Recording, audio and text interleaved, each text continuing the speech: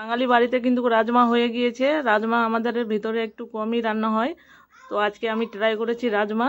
এখানে পাঞ্জাবি যেমন বানাই পাঞ্জাবির মতন করে বানিয়েছি রাজমা। এখানে আছে ছোট এলাইচি, ডালচিনি, লং দিয়ে রাজমাটা জল দিয়ে, সামান্য জল দিয়ে আমি রাজমাটা কুকারে সিটি মারতে দিয়ে দিয়েছি।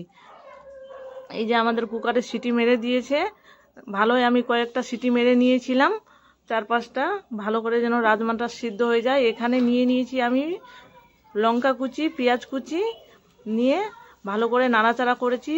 আর এখানে নিয়ে নিয়েছি টমেটো গ্রেট করা আছে, আর পেঁয়াজ গ্রেট করা আছে, পিসা নয়, মিক্সিতে পিষেও নিতে পারবা, কোনো অসুবিধা হবে না। এখানে গ্রেট করে নিয়েছিলাম আমি পেঁয়াজ আর টমেটো কুচিটা দিয়ে দিয়েছি। এখানে আদরক কুচি আর সামান্য একটু রসুন কুচি দিয়েছিলাম, যেন রসুনটার বেশি গন্ধ না বেরোয়, তার জন্য একটু দিয়েছিলাম রসুন কুচি।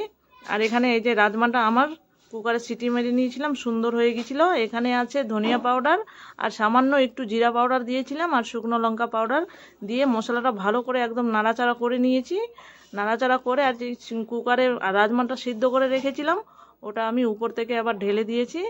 আমাদের বাঙালি বাড়িতে কিন্তু কমই বানে রাজমা, তো আজকে আমি ট্রাই করে নিয়েছি রাজমা। কেমন হয়েছে অবশ্যই আমাকে কমেন্ট করে বলবা, আর আমার ভিডিওটা একটু শেয়ার করে দিবা। এই যে আমি এখন লবণ দিয়ে দিচ্ছি, কুকারে যখন সিদ্ধ করতে দিবা রাজমাটা তখনই লবণটা দেওয়ার চেষ্টা করবা। আমি পরে দিয়েছিলাম। এখানে ধনিয়ার পাতা দিয়ে দিচ্ছি। আর এই রাজমা আমার সব তৈয়ার হয়ে গেছে। আর গরম মশলা আমি দিইনি, গরম মশলার দালচিনি গোটা গোটা মশলাগুলো দিয়ে দিয়েছিলাম, আর পরে আমি দিইনি, আপনারা চাইলে দিতে পারেন। আর দেখো কত সুন্দর কালার এসছে, আর খেতেও যে সুন্দর হয়েছিল না রাজমা চাউল, আমরা বাড়িতে বানিয়েছিলাম, খুব সুন্দর হয়েছিল। আর লাস্টে দিয়ে দিয়েছিলাম বাটারটা দিয়ে আরও টেস্ট একদম দুগুণ হয়ে গেছিলো, খুব সুন্দর হয়েছিল খেতে।